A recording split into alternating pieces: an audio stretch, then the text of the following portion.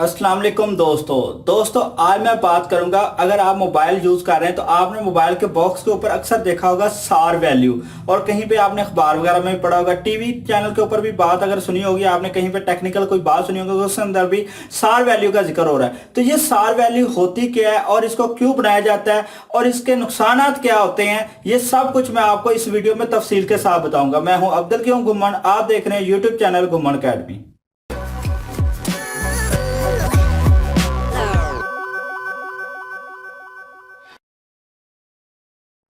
तो दोस्तों अभी पहले बात करते हैं कि सार वैल्यू क्या होती है और ये किस काम आती है। तो सबसे पहले अगर देखा जाए तो आपके मोबाइल में एक एंटीना लगा होता है जिसकी वजह से आपके मोबाइल के सिग्नल जो है वो टावर तक भेजे जा रहे होते हैं।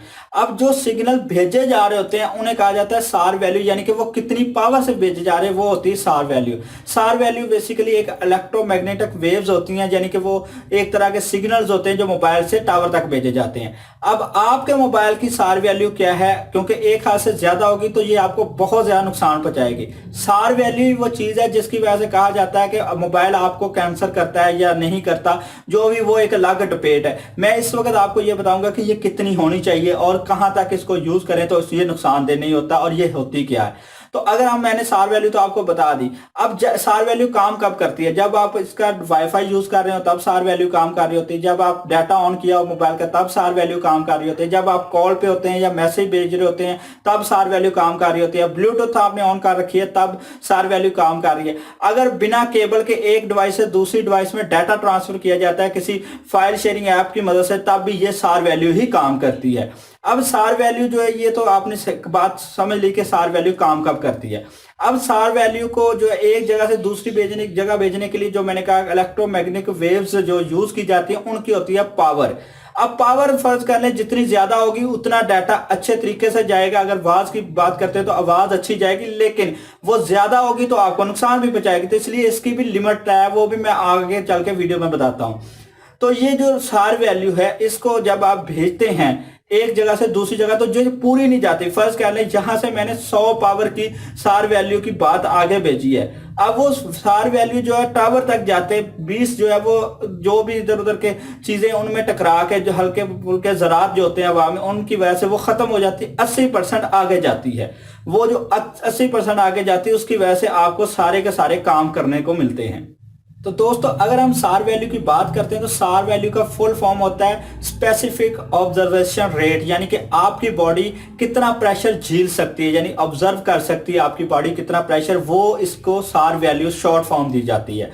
अब पाकिस्तान, इंडिया, बांग्लादेश या एशिया के ज्यादातर ममालिक और अमेरिका में अलग तरीके से इसको यूज किया जाता है और यूरोपीय यूनियन में अलग तरीके से यूज किया जाता है। अगर देखा जाए तो इन तमाम ममालिक जिनमें एशिया के और यूएसए की बात करते हैं तो यहाँ पर 1 ग्राम टिश्यू को लेकर ये नापा जाता है और 1.6 वाट पर केजी टिश्यू के ऊपर ये, यानी 1.6 इसकी जो होती है वो पावर होती है पर केजी टिश्यू को लेकर। लेकिन अगर हम यूरोपीय यूनियन की बात करते हैं तो वहां पर जो है 10 ग्राम टिश्यू को लेकर ये पावर नापी जाती है और 10 ग्राम टिश्यू के ऊपर वहां पर 2 वाट पर केजी टिश्यू जो है वो ली जाती है। तो इस तरह यहाँ पे रेट्स वगैरह अलग होते हैं।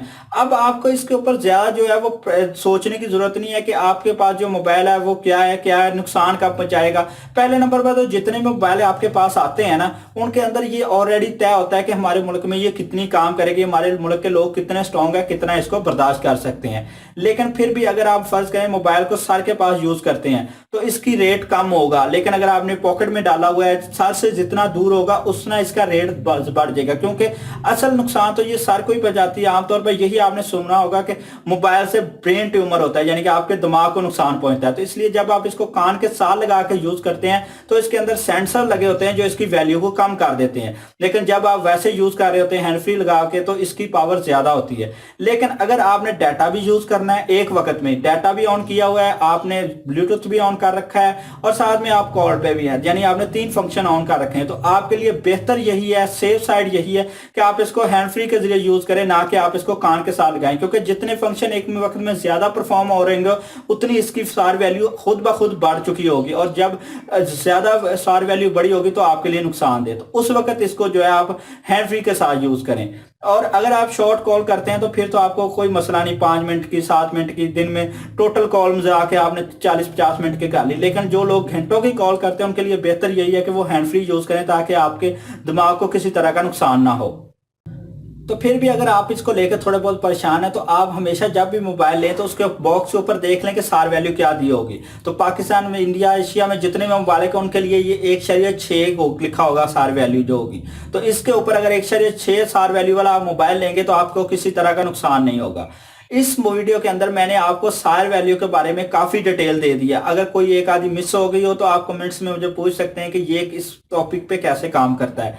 अगर आपको मेरी ये वीडियो अच्छी लगी है तो इसको लाइक और शेयर करें और अपनी राय का इज़हार कमेंट्स के अंदर कीजिएगा। मिलते हैं नेक्स्ट वीडियो के साथ, तब तक के लिए अल्लाह हाफिज।